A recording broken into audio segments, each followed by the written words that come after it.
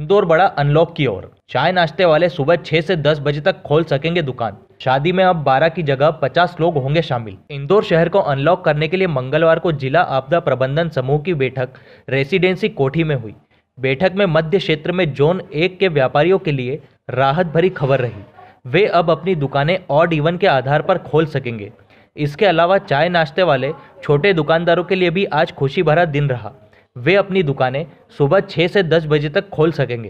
Crisis management की भी काफ़ी शहर की निगाह इस पर टिकी हुई है, क्योंकि कई वर्ग ऐसा है जो अभी भी पूर्णतः लाभान्वित नहीं हो सकते। किस तरह के डिसीजंस यहाँ पर हुए, आने वाले समय में शहर की किस तरह की दिशा होगी, कैसे देखते हैं? देखिए, सबसे महत्वपूर्ण था जोन 1 में जो मध्य क्षेत्र है, इसमें खिरची दुकानों को निर्णय था। सभी के मत में थे कि इनको ऑड इवन पे खुलना चाहिए।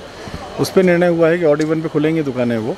और इसी प्रकार जो सियागंज का हाथीपाले का जो ट्रांसपोर्ट वाला था, वो भी जो ट्रांसपोर्ट वाले ऑफिसर्स हैं ऑड इवन पे खुल सकेंगे, वो ट्रांसपोर्ट कर सकेंगे।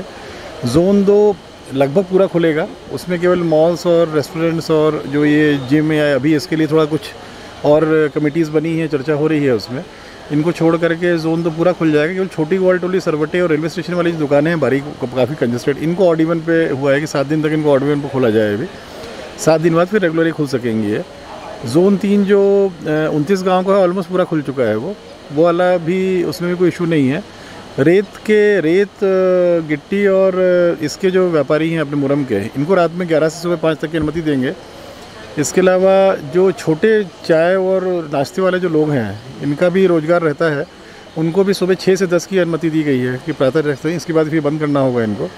और मुख्य तौर पे इसी तरह से भी सराफे की रात की उसमें और 56 की जो भीड़ की जो इकट्ठी होती है, इसको 2 के संबंध में भी कोई चर्चा नहीं हुई है।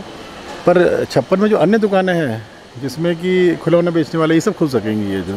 सर, इसके अलावा जो नॉर्मल प्रोसीजर देखा जाए जिसमें मॉल्स वगैरह हैं या मंदिर वगैरह हैं, उसको लेकर कुछ अभी मंदिर के बारे में चर्चा हुई थी। जो समिति ने जो हम लोग ने जो धर्मगुरु की बैठक ली थी, इसमें जो चर्चा हुई थी, हमने समिति को बतलाया था कि सभी इसमें एक मत थे कि अभी थोड़ा इसको होल्ड पर रखा जाए, थोड़ा विलम्ब से इसको इसमें निर्णय लिया जाए किसी प्रकार का।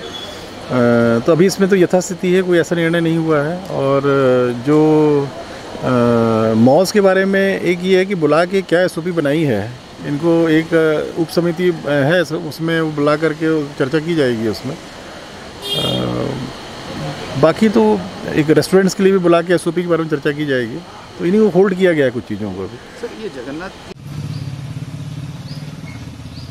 जिनके परिवारों में शादी है, उनकी लगातार ये मांग आ रही थी कि शादी में जो बाराती हैं, तो वर वधू पक्ष के दोनों को मिला के अभी तक 12 लोगों को परमिशन दी जा रही थी। उनकी डिमांड थी कि ज़्यादा लोगों को दी जाए। तो अब हम 50 लोगों को वर वधू मिलाकर परमिशन दे रहे हैं। इसके साथ साथ 4-5 बैंड वाले भी आ सकते हैं, पंडित पुजारी भी आ सकता है, घोड़ी वाला भी आ सकता है। अगर आवश्यकता हो तो नाई जो कटिंग करने वाला वो भी हो सकता है। तो इस प्रकार 50 के अलावा 8-9 लोग अगर और होते तो उनको भी इजाजत दी जाएगी, ताकि वो शादी व्यवस्थित कर पाए। लेकिन फिर मैं कहूँगा कि चाहे शादी हो या कोई अवसर हो, हमें सोशल डिस्टेंस का हम सबको ध्यान रखना है।